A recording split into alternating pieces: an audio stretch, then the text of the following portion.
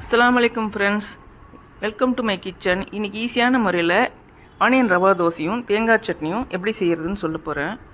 ஒரு கப்பில் மைதா மாவு எடுத்துக்கோங்க. கோதுமை வேணாலும் கோதுமை மாவு எடுத்துக்கலாம். ரவை கொஞ்சம் எடுத்துக்கோங்க.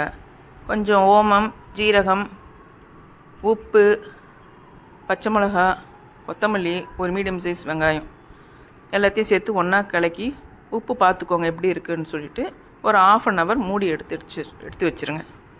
ஸோ ½ கழித்து ஸ்டவ்வில் தவா வச்சு கொஞ்சம் எண்ணெயை தேய்ச்சிட்டு தோசையை ஊற்றி கொஞ்சம் எப்படி உங்களுக்கு எப்படி வாட்டமோ, மெலிசாக ஊற்றுறதா இருந்தாலும் ஊற்றலாம், கனமாக ஊற்றுறதுனாலும் ஊற்றலாம், உங்களுக்கு ஏற்ற மாதிரி ஊற்றிக்கோங்க.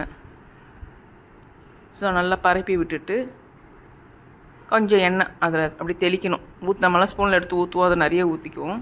ஸோ கொஞ்சம் தெளித்து விட்டுட்டு ஒரு பக்கம் வந்த உடனே 2 பக்கம் திருப்பி போட்டு தனியாக எடுத்து வச்சுருங்க.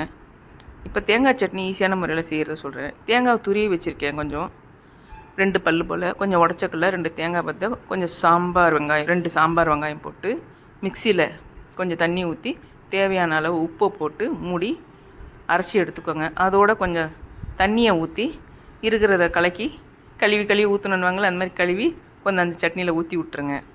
ஊற்றிட்டு நல்லா கலக்கி விட்டுட்டு ஒரு கடாய் வச்சு கொஞ்சமாக எண்ணெய் விட்டு கடுகு உளுத்தம்பருப்பும் கொஞ்சம் சீரகம் நான் போட்டிருக்கேன், கொஞ்சம் ஸ்மெல்லுக்கு நல்லாயிருக்கும்.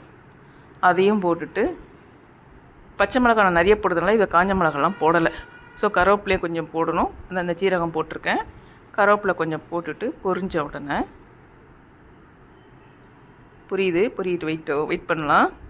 ஓமம் எதுக்கு போடுன்னா உடம்புல கேஸ் ஏதாவது இருந்ததுன்னா அதெல்லாம் எடுத்துரும். ஸோ அதுக்காக போட்டிருக்கேன். ஸோ இப்போ கருவேப்பிலையும் போட்டுட்டு கொஞ்சம் பொரிஞ்ச உடனே இல்லை எடுத்து வச்சுருக்க தேங்காய் அரைச்சி வச்சுருக்கோம்ல அதில் போட்டு மிக்ஸ் பண்ணி எடுத்து சாப்பிட்டிங்கன்னா அவ்வளோ சூப்பராக இருக்கும். ஈவினிங் டைமில் அதுவும் மழைலாம் வரப்போகுது, ஈவினிங் மழை காலத்தில் ரொம்ப நல்லாயிருக்கும். Thank you friends.